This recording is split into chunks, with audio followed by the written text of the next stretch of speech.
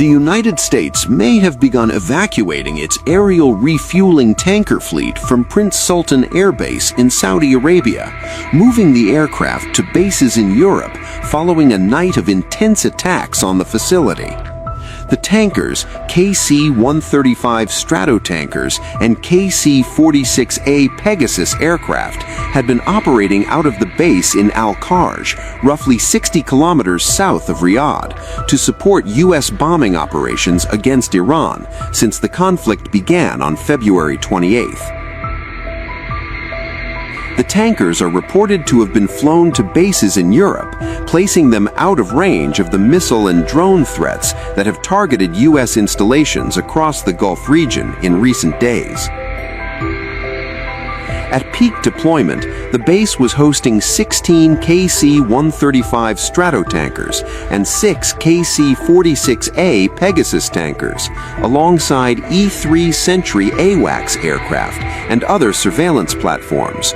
Without aerial refueling support, the sustained tempo of U.S. strike missions deep into Iranian territory becomes significantly harder to maintain.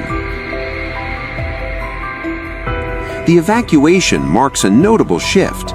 Saudi Arabia's Ministry of Defense had previously announced the interception of a ballistic missile fired in the direction of Prince Sultan Air Base, which fell in an uninhabited area. But sustained targeting of the base likely prompted a decision to remove high-value assets entirely, rather than risk their destruction on the ground. Several U.S. bases have been hit by Iranian attacks since the beginning of hostilities, significantly affecting the American forces' capabilities in the region.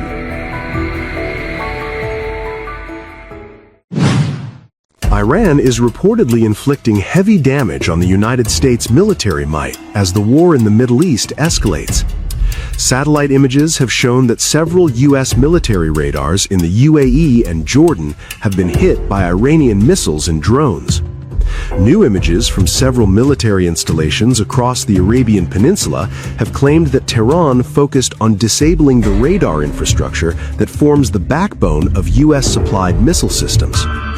According to Iran-based Press TV report, one such radar, supporting the American THAAD missile battery system at Jordan's Muwafaq Salti Air Base, was reportedly hit and destroyed in the opening days of the war.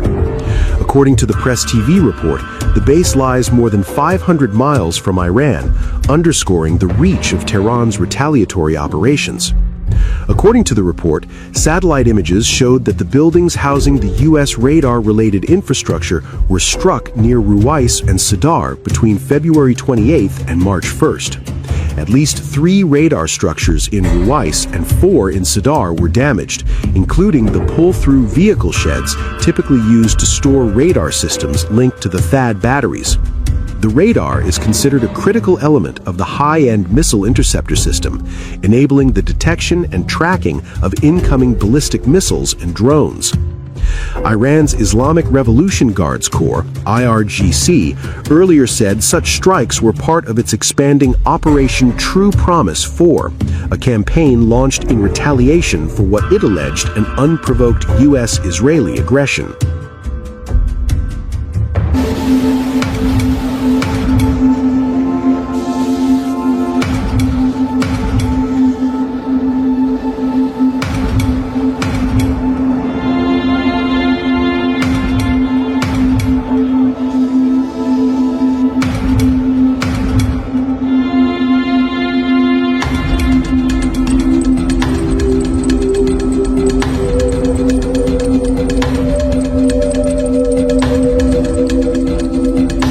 The Middle East war has reached a dangerous stage, and Iran has warned that it could be worse.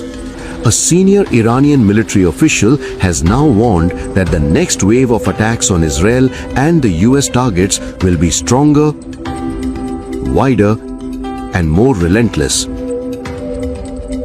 Lieutenant Colonel Ibrahim Zulfikari, spokesperson for the Khatam al-Anbiya Central Headquarters, alleged that Israel attempted to hide its military resources among civilian areas, but the Iranian forces are continuing to locate and strike them.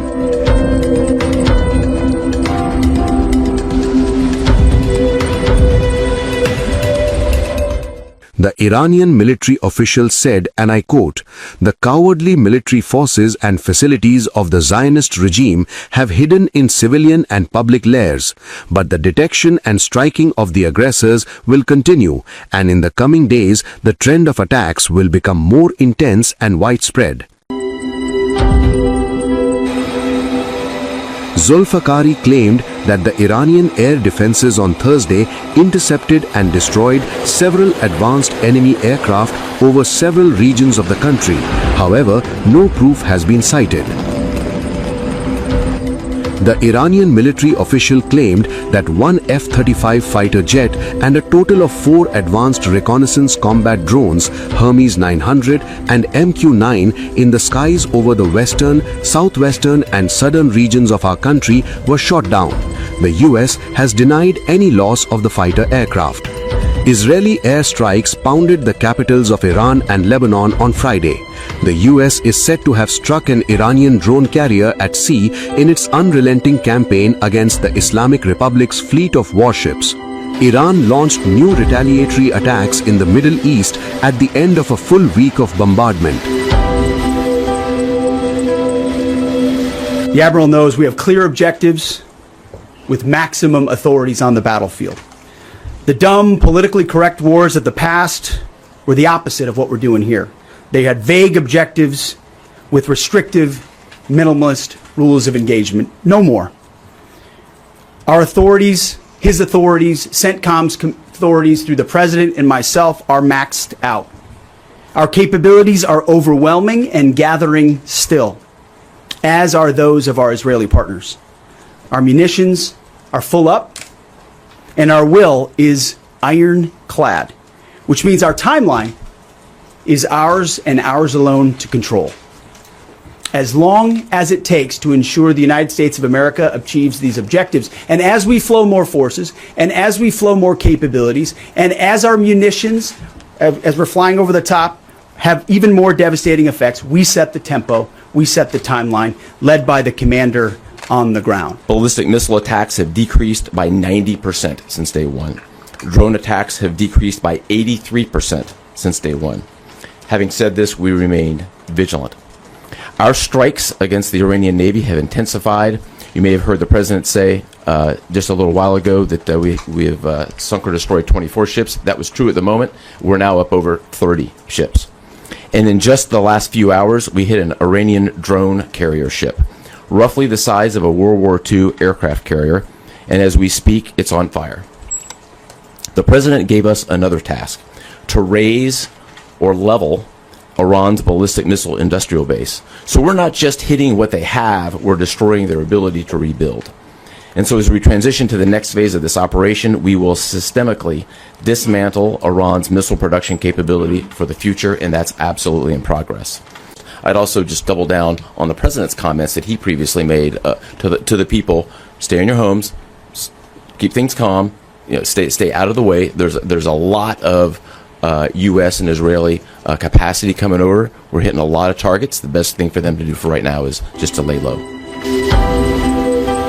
However, the Trump administration officials have conceded the capabilities of Iranian Shahid attack drones in the ongoing conflict.